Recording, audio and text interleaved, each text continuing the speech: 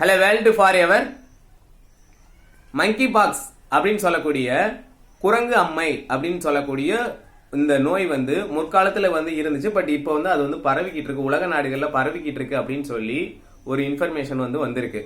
So இதை பத்தி தான் பார்க்க போறோம். மங்கி பாக்ஸ்னா என்ன? ஸோ அதுக்கு முன்னாடி இந்த பெரிய மைலாம் இருந்துச்சு, ஸ்மால் பாக்ஸ் சொல்லி பெரிய மைக்கெல்லாம் வந்து தடுப்பு மருந்து கண்டுபிடிச்சு இது பண்ணாங்க. பட் இந்த மங்கி பாக்ஸுக்கு வந்து தடுப்பு மருந்தெல்லாம் இருக்கா? ஸோ அது வந்து ரீசெண்ட் டேஸா வந்து எப்படி வந்து அதை வந்து பாதிக்குது அப்படின்னு சொல்லி தான் பார்க்க போறோம். Anyway I am Pandi statement. இந்த மங்கி பாக்ஸ் அப்படின்னு சொல்லக்கூடியது இப்ப ரீசெண்டா கோவிட்க்கு அடுத்து 2022 ஜூலைல பாத்தீங்கன்னா இந்தியாவில் கிட்டத்தட்ட 27 கேசஸ் வந்து பதிவாயிருந்துச்சு. அதுல ஒரு ஆள் வந்து இறந்துருந்தாங்க. பட் பெரியம்மை அளவுக்கு வந்து இந்த மங்கி பாக்ஸ் வந்து டேஞ்சர் கிடையாது. பட் இந்த மங்கி பாக்ஸ் வந்தாலுமே உயிரை வந்து எடுக்கக்கூடிய ஒரு நோய் தான் வந்து இந்த மங்கி பாக்ஸ் அப்படின்னு சொல்லக்கூடியது. இதோடைய பிறப்பிடம் எது அப்படின்னு பாத்தீங்கன்னா இது வந்து ஆப்பிரிக்கால இருந்து தோன்றக்கூடிய ஒரு நோய். ஸோ ஆப்பிரிக்கால தான் வந்து இது பரவுனது. ஸோ ஆப்பிரிக்கால இருந்து மறுபடியும் உலக நாடுகள் எல்லாத்தையும் வந்து அச்சுறுத்தக்கூடிய ஒரு நோய் தான் வந்து இந்த மங்கி பாக்ஸ் அப்படின்னு சொல்லக்கூடிய இந்த பெரியம்மையும் அங்க இருந்து பரவக்கூடிய ஒரு நோய் தான்.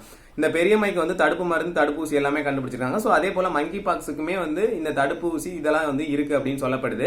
இந்த மங்கி பாக்ஸ் வந்து 114 நாடுகள் கிட்ட வந்து 2022 அப்ப பாதிப்பு அடைந்துருந்துச்சு. ஸோ இப்பயும் வந்து ரீசெண்ட் டேஸா வந்து பரவிக்கிட்டு இருக்கு. அதனால ஏர்போர்ட் ஸோ அங்கெல்லாம் வந்து கொஞ்சம் விழிப்புணர்வோட இருக்கணும் அப்படின்னு சொல்லி தமிழ்நாடு கவர்மெண்டே வந்து சொல்லியிருக்காங்க.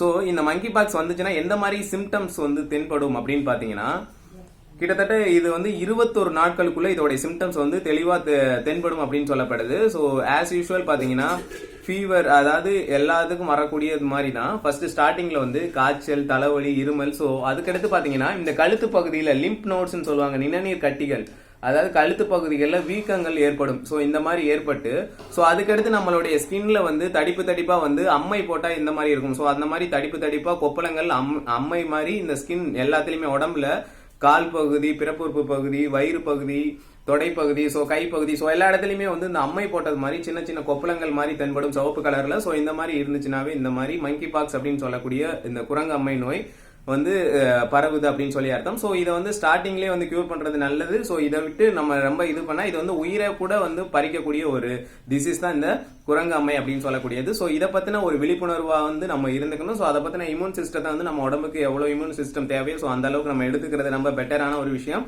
ஸோ அதிகமா வந்து சுத்தமா வந்து இருக்கணும். ஸோ இந்த மங்கி பாக்ஸ் அப்படின்னு சொல்லக்கூடிய குரங்கு அம்மை வந்து பரவிக்கிட்டு இருக்கு அப்படின்னு சொல்லக்கூடிய ஒரு விழிப்புணர்வு வந்து கண்டிப்பா நமக்கு வந்து தேவை அப்படின்னு சொல்லி தான் பார்க்கணும். ஸோ இது ரிலேட்டடா வச்சு இன்ஃபர்மேஷன் நண்பா அடுத்த மீட் பண்ணலாம். ஓகே, பாய்.